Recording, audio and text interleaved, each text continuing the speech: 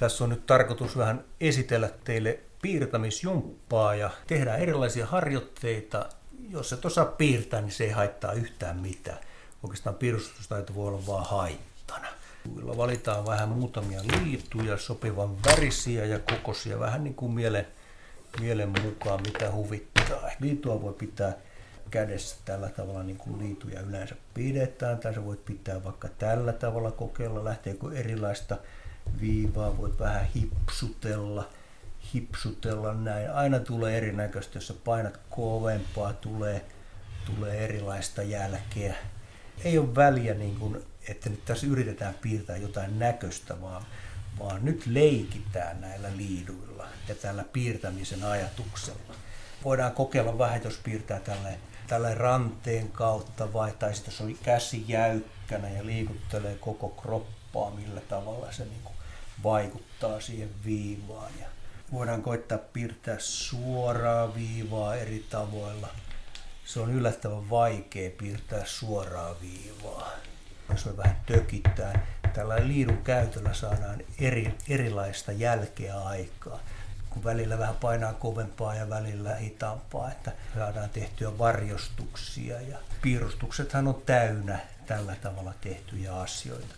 Siinä me voitaisiin kokeilla sillä tavalla, miten helposti piirtämisessä syntyy rutiini. Piirretään tämmöinen vähän niin kuin kilparata. Ajetaan sitä sitten ensimmäinen kierros ja sitten ajetaan sitä samaa rataa pitkin toinen kierros. Ja sitten kas kummaa, kun tässä ollaan menty muutama kierros näin, niin sitä pystyy kummasti nopeuttamaan. Siitä tulee rutiini, aivot tietää sen reitin. Sä pystyt aika helposti menemään sitten myös takaisinpäin niin kuin väärään suuntaan sitä. Jostain syystä meidän on helppo piirtää samankaltaista kuviota niin kuin molemmilla käsillä peilikuvana. Tehdään vaikka tämmöisiä kirjaimia tänne. K on aika hyvä. Ja sitten ajatellaan, että tässä on niin kuin, olisi vaikka jonkinlainen lätäkön reuna. Millä tavalla se heijastus tulee tänne? Joudutaan pikkusen niin kuin ajattelemaan, miettimään, miten se viiva menee ja laitetaan. Tämä on ihan hauska aivojumppa, jos tätä ei ole tehnyt. Vedetään tuonne suora viiva ja piirretään tälle toiselle puolelle ihan mikä kuvio tahansa.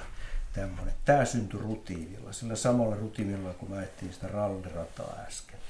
Nyt yritetään piirtää tämä sama kuvio tälle toiselle puolelle peilikuvana. Niin kas kumma, me joudutaan ihan reilusti vaan erilaisia mittauksia vaan pitää suorittaa. Tämä on niin kuin hapuilua, etsimistä, olla ihan semmoisessa tuntemattomassa. Tämä on niin kuin taiteen tekemisen maailma. Katsotaan vaikkapa meidän kättä ja lähdetään piirtämään tarkasti ääriviivoja ilman, että me katsomme tänne, mihin me ruvetaan piirtämään. Tässä on nyt idea se, että me ei mitään mittailla. Tässä vaan piirretään ääriviivaa.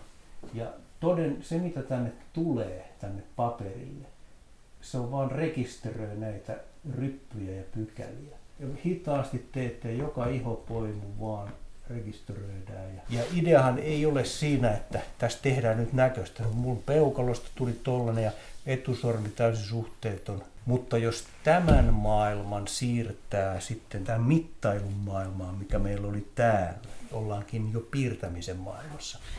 Näin.